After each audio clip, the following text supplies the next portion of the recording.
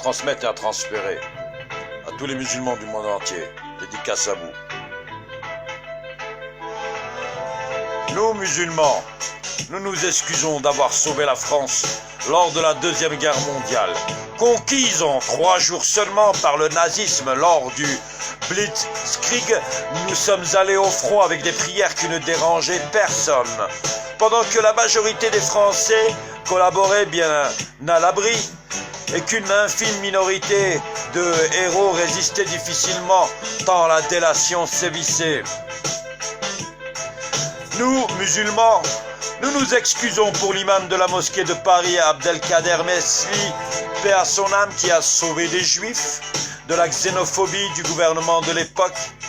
Il les abritait, il les déclarait à l'autorité comme musulmans pour les protéger. Il a risqué sa vie pour celle d'autrui, pour des personnes qui pensaient différemment de lui. Il a été dénoncé à la Gestapo, torturé puis déporté à Dachau en juillet 1944. Ça, c'est pour ceux qui taxent les musulmans d'antisémites. Nous, musulmans, nous nous excusons car nous sommes allés jusqu'à les accueillir, ces pauvres juifs, et les protéger dans nos pays d'origine respectifs, ces pauvres innocents. Et nous nous sommes opposés à leur déportation au péril de nos vies. Nous, musulmans, nous nous excusons d'avoir reconstruit la France lors des 30 Glorieuses, lorsque le pays était ravagé par la misère et la famine.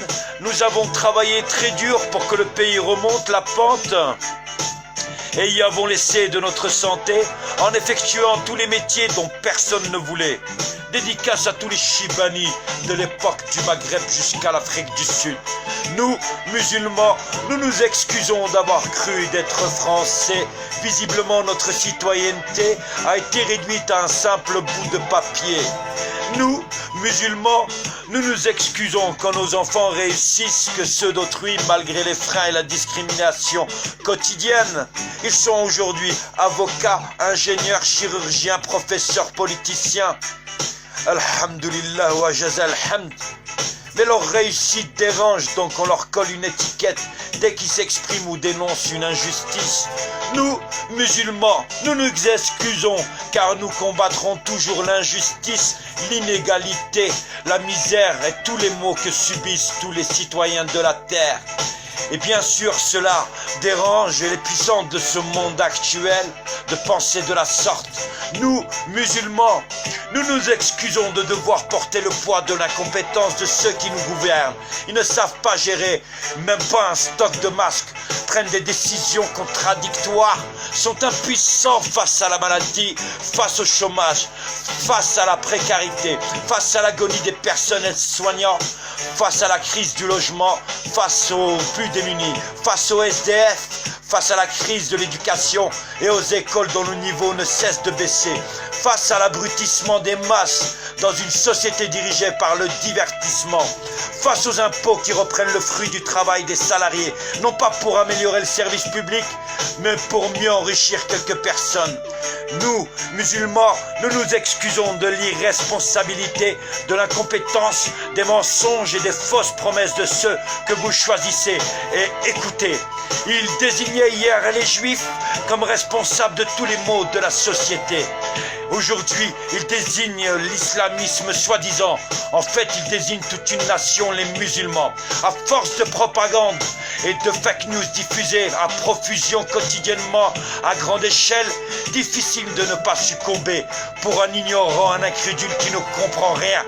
Nous, musulmans, nous nous excusons d'être le moyen de diversion de chaque crise ou scandale d'État qui salisse le gouvernement français.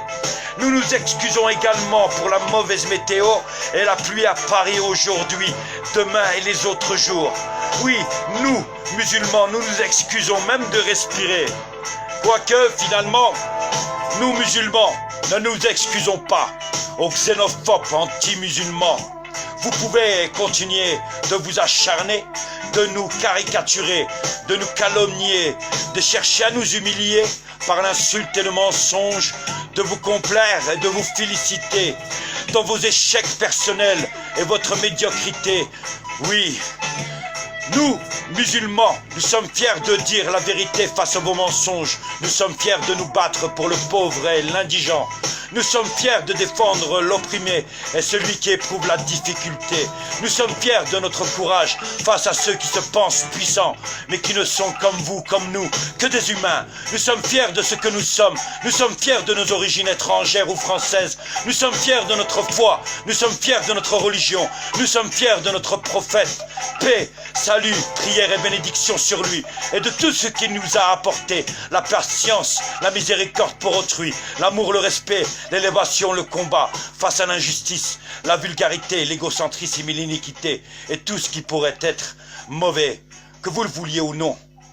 Il est la personnalité historique, oui, historique,